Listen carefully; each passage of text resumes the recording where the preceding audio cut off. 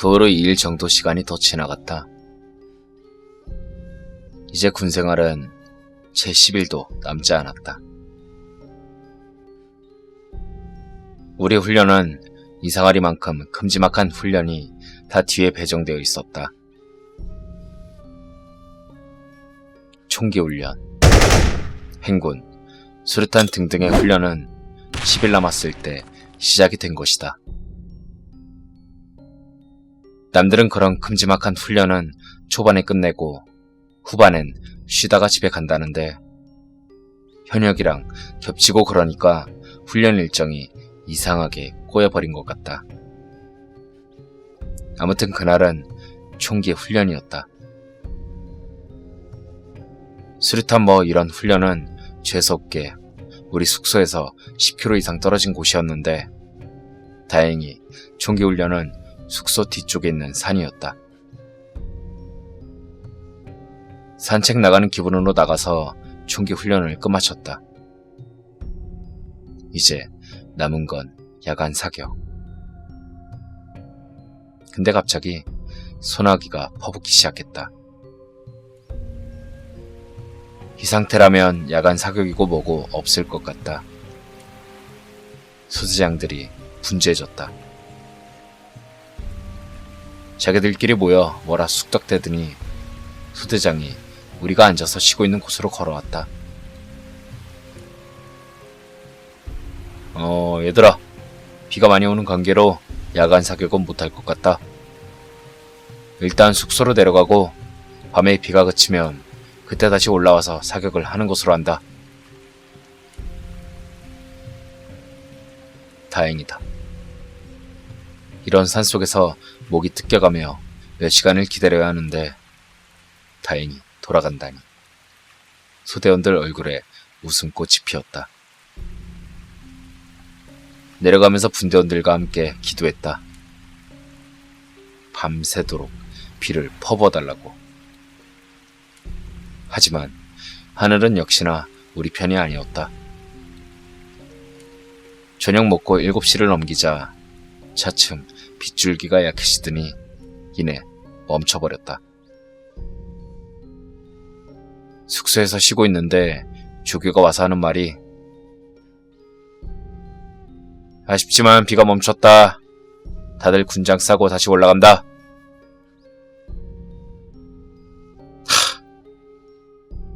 하소연 해봤자 어쩔 수 없지. 다시 군장 싸고 터덜터덜 산으로 향했다. 밖은 벌써 어두컴컴해지고 있었다.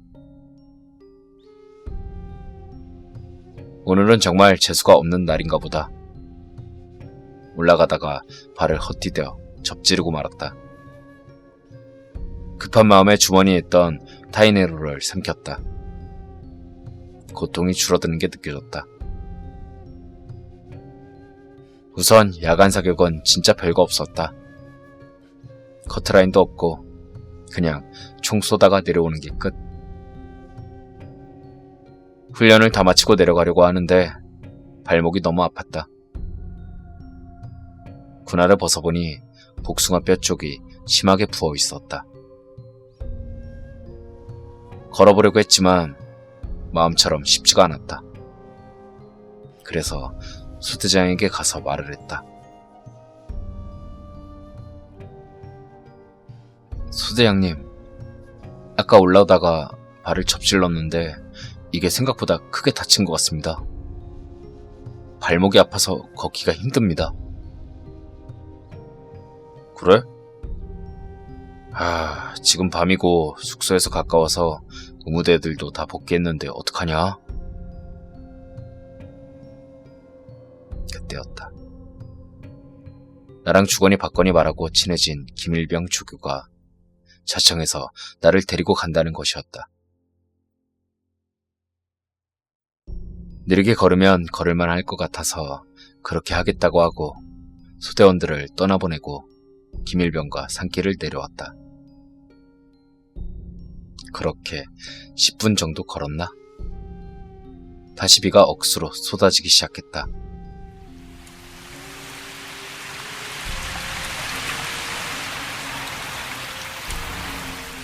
에이, 나 이럴 거면 좀 빨리 쏟아져서 안 올라오겠어야지, 이씨. 그러게 말입니다. 야, 한초이 가져왔지? 그거 쓰고 군장은 나 줘. 내가 들어줄게. 예, 감사합니다. 그렇게 반초이를 쓰고 둘이 학교 얘기, 여자 얘기하면서 내려가고 있는데 김일병이 갑자기 멈춰섰다. 야, 내가 재밌는 얘기 하나 해줄까? 재밌는 얘기 말씀이십니까?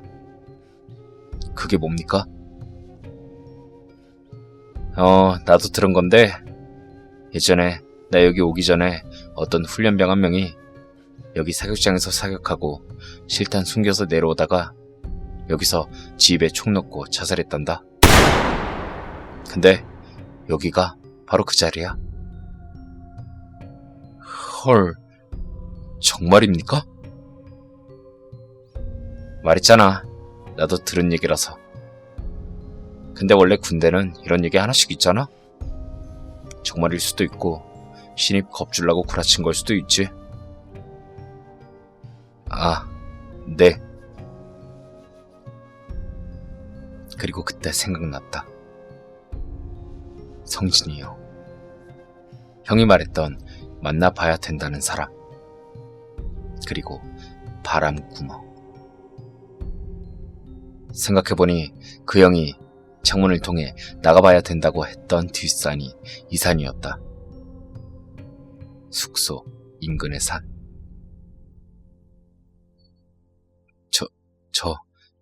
조교님, 빨리 내려가야 될 것 같습니다. 에이, 새끼 쫄았냐? 이 새끼 지금 보니까 겁 존나게 많네.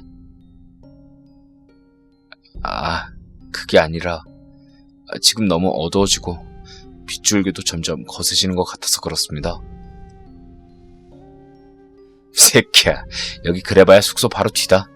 금방 가니까 천천히 가. 지 다리도 병신된 놈이 뭐 빨리 간다고. 아, 예, 알겠습니다. 머릿속이 새하얘지는 것 같다. 뒤에 누가 있는 것만 같았다. 뒤돌아보면 성진이 형이 혀를 반쯤 빼물고 누나를 디룩디룩 굴리고 있을 것만 같다. 그날은 산을 어떻게 내려온지 모르겠다. 다리는 언제 부었냐는 듯이 멀쩡해졌다. 의무대 놈들이 대단하긴 한가 보다. 금방 가라앉는 거 보니. 총기훈련 다음날 수류탄 훈련, 그 다음날 행군, 그 다음날 화생방, 그 다음날 야간 행군. 그렇게 빡빡한 훈련 일정을 거치다 보니 성진이 형과 사격장의 바람구멍은 생각할 틈도 없었다. 하지만 불침번을 설 때마다 역시 화장실 앞 불침번은 서기가 너무 싫었다. 같이 불침번을 서는 동기에게 부탁해서 화장실은 그놈의 차지가 되었다. 이제 훈련소를 나가기까지 3일밖에 남지 않았다. 여기만 나가면 이제 지긋지긋한 성진이 형 생각은 나지도 않겠지. 그리고 언제부턴가 화장실 귀신 소문이 돌기 시작했다. 아마도 성진이 형이 나가고 2, 3일 후였던 것 같다. 성진이 형이 화장실에서 큰일을 치렀으니 그 공포 때문에 헛소문이 퍼지기 시작한 것 같다. 근데 문제는 귀신을 봤다는 애들이 한두 명씩 늘기 시작했다는 것이다. 내 동기놈에게도 귀신 소문은 큰 무서움이 된 것 같다. 야, 오늘은 네가 화장실 불침번 좀 서주라. 아, 왜? 네가 계속 했잖아. 아, 그냥 오늘도 네가 해. 마지막인데. 야, 나도 존나 무서워. 지금까지 참고 내가 했잖아. 그러니까 한 번은 네가 좀 해라. 아이씨. 알았어. 내가 할게. 마땅히 화장실에서 근무를 못하는 이유를 만들 게 없었다. 내가 이래서 바람 구멍 얘긴 애들한테 말하지 않았는데 뭐 1시간 불침번이야 괜찮겠지. 괜찮을 거야. 그렇게 새벽 2시부터 시작된 화장실 불침번. 한 달 동안 훈련받은 시간보다 지금 이 1시간이 더 느리게 가는 것 같았다. 그리고 오늘은 웬일인지 화장실을 쓸어오는 놈도 없고 횡하기만 했다. 동기놈은 화장실이 무섭다고 복도 꺾어진 곳에서 이쪽으로 오지도 않았다. 이곳엔 오직 나 혼자였다. 전자시계를 야광으로 해서 봤다. 2시 30분. 휴. 그래도 30분은 지났다. 그리고 그때였다. 탁! 화장실에서 들려온 소리. 그때 보지 말았어야 되는데 무의식적으로 고개가 뒤로 돌려졌다.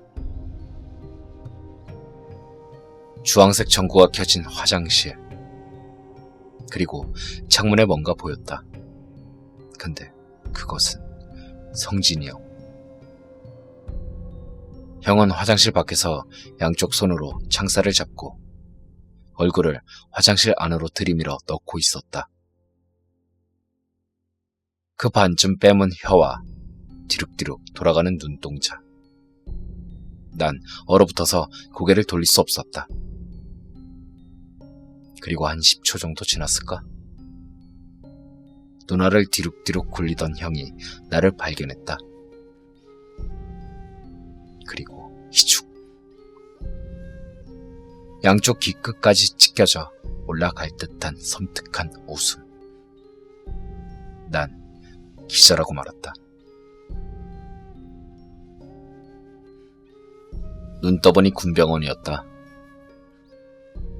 자기 군생활에 누가 될까봐 쉬쉬하고 모든 걸 덮으려던 소대장이 이번엔 나에게 도움이 되었다. 단순한 과로 탈진.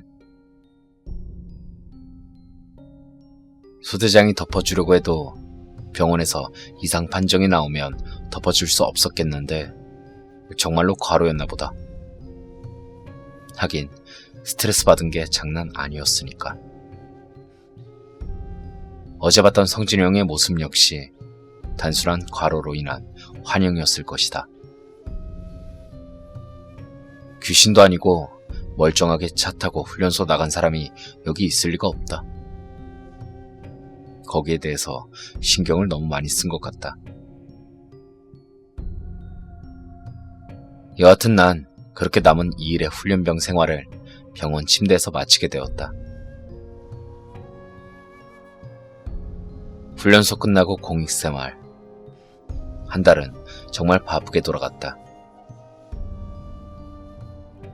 이것저것 파악해야 됐고 재수없게 공익생활이 복지관에 떨어지게 돼서 정말 너무 바빴다.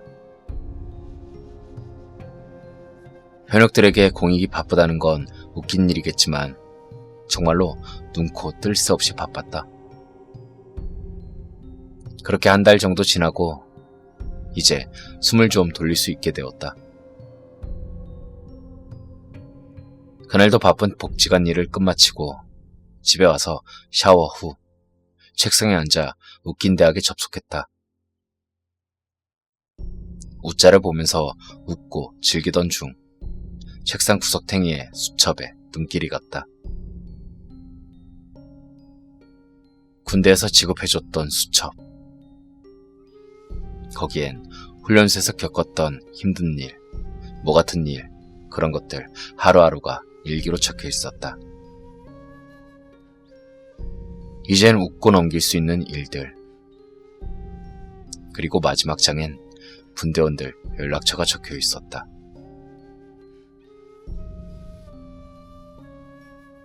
그러고 보니 사회 나가서 연락해서 같이 소주 한잔 하자고 했었는데 다들 일이 바빴나? 연락이 안 왔네. 맞다. 내가 나가자마자 핸드폰 바꿨지? 에이, 멍청한 놈. 얼른 애들한테 연락 한번 해봐야겠다. 그렇게 자책하면서 애들 번호를 하나하나 적는데 마지막 칸에 눈에 띄는 이름이 있었다. 이성진 형. 훈련소 일주일 정도 지난 후 친해졌을 때 군대 숙소에서 애들끼리 연락처 주고받는데 성진이 형을 빼놓기 뭐해서 하나 적어달라던 연락처였다. 이 형은 특이하게 핸드폰 번호가 아니라 집 전화번호였지. 하긴 뭐 원래 엄청 특이했던 사람이니까. 핸드폰에 적을까 말까 하다가 에라이 모르겠다 하고 그 형도 등록시켰다. 등록하고 나서 우때 좀 더 하다 보니 볼 게 없었다. 심심해. 형한테 한번 전화해볼까? 그래도 궁금한데. 그리고 난 이때 전화를 하지 말았어야 됐다.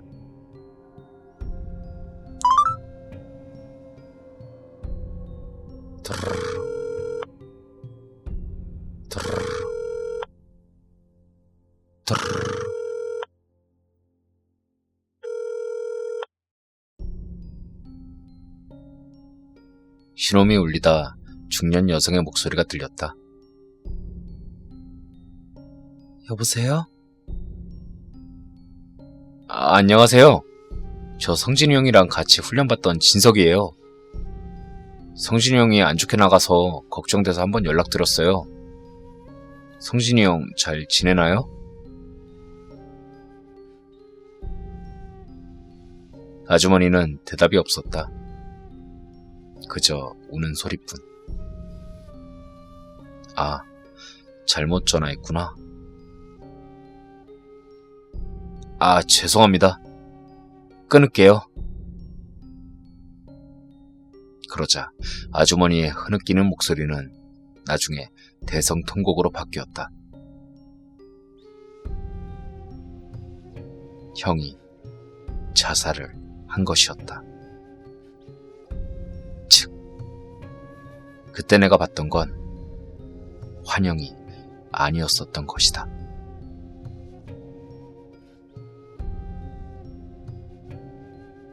끝입니다. 감사합니다.